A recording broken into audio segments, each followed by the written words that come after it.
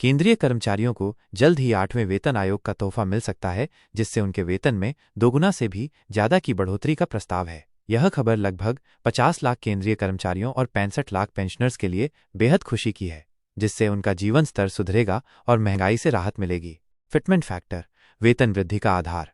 केंद्रीय कर्मचारियों और पेंशनर्स के बीच सबसे ज्यादा चर्चा फिटमेंट फैक्टर को लेकर है। यह वो महत्वपूर्ण गुणक है जिसके आधार पर नई बेसिक सैलरी तय होती है। 7वें वेतन आयोग में यह फैक्टर 2.57 था, जिससे मूल वेतन में 11,000 रुपये की बढ़ोतरी हुई थी। सूत्रों के अनुसार 8वें वेतन आयोग में यह 2.86 तक बढ़ सकता है। यदि फिटमेंट फैक्टर 2.86 लागू होता है तो इसका सीधा असर कर्मचारियों के वेतन पर पड़ेगा। उदाहरण के लिए, जिनकी वर्तमान बेसिक सैलरी 10,000 रुपये है, उनकी नई बेसिक सैलरी 28,600 रुपये हो जाएगी। यह एक बड़ी बढ़ोतरी है जो कर्मचारियों को आर्थिक रूप से मजबूत करेगी। 8वें वेतन आयोग को लागू करने की समय सीमा। 7वां वेतन आयोग 1 जनवरी 2016 को लागू हुआ था और अब इसे 10 साल पूरे होने वाले हैं। सरकार की नीति के अनुसार हर 10 साल बाद नया वेतन आयोग लागू किया जाता है। इस हिसाब से 8वां वेतन आयोग 1 जनवरी 2026 से लागू होने की संभावना है। हालांकि सरकार की ओर से अभी तक कोई आधिकारिक घोषणा नहीं हुई है, लेकिन जनवरी 2025 में इसके गठन की घोषणा हुई थी और अब इस दिशा में प्रक्रिया चल रही है।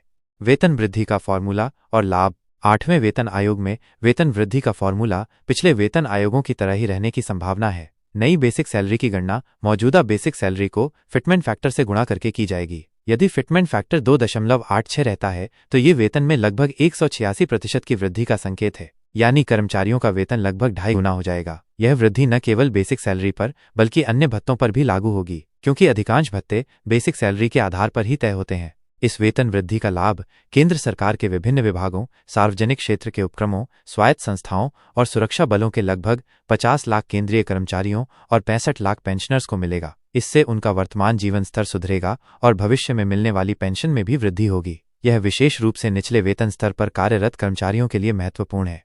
आयोग का गठन और कर्मचारियों की उम्मीदें। जानकारी के अनुसार सरकार ने 8वें वेतन आयोग की प्रक्रिया को आगे बढ़ा दिया है और जल्द ही इसका औपचारिक गठन किया जाएगा। आयोग का गठन होने के बाद यह विभिन्न केंद्रीय सरकारी विभागों, कर्मचारी संघों और अन्य हितधारकों से परामर्श करेगा। इसके बाद आयोग अपनी सिफारिशें सरकार को सौंपेगा, जिसे मंजूरी के बाद लागू किया जाएगा। इस पूरी प्रक्रिया में लगभग 1 वर्ष का समय लग सकता है, इसलिए 2026 की शुरुआत में इसके लागू होने की संभावना है।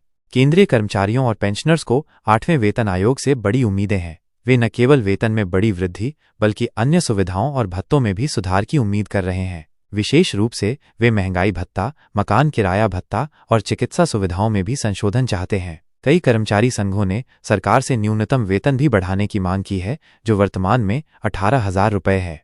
महंगाई का प्रभाव और वेतन वृद्धि की आवश्यकता।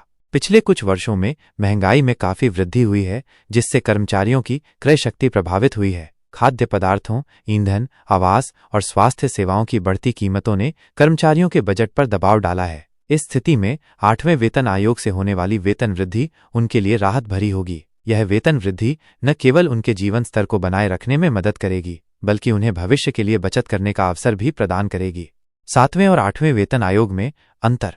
7वें वेतन आयोग की तुलना में 8वें वेतन आयोग में कई महत्वपूर्ण अंतर हो सकते हैं। सबसे महत्वपूर्ण अंतर फिटमेंट फैक्टर में होगा, जो 7वें वेतन आयोग में 2.57 था और अब 2.86 हो सकता है। इसके अलावा महंगाई भत्ता की गणना पद्धति, भत्तों की संरचना और पेंशन फॉर्मूले में भी बदलाव हो सकते हैं। 8वां वेतन आयोग डिजिटल युग की आवश्यकताओं को ध्यान में रखते हुए कर्मचारियों के लिए नए प्रकार के भत्तों और सुविधाओं की भी सिफारिश कर सकता है। वेतन वृद्धि का अर्थव्यवस्था पर प्रभाव।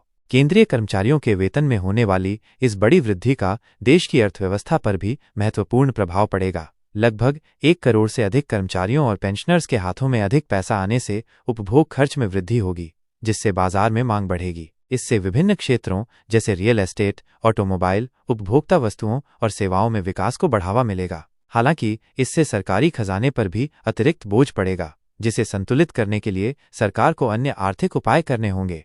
डिस्क्लेमर: यह लेख केवल सूचनात्मक उद्देश्यों के लिए है। 8वें वेतन आयोग से संबंधित सभी जानकारियां वर्तमान में उपलब्ध सूत्रों और अनुमानों पर आधारित हैं। अभी तक सरकार की ओर से कोई आधिकारिक घोषणा नहीं की गई है। वेतन आयोग की सिफारिशें और उनका कार्यान्वयन सरकार के निर्णय पर निर्भर करता है। कृपया किसी भी वित्तीय निर्णय लेने से पहले आधिकारिक जानकारी की पुष्टि करें। लेखक या प्रकाशक इस लेख में दी गई जानकारी के आधार पर किए गए किसी भी निर्णय के परिणामों के लिए जिम्मेदार नहीं होंगे।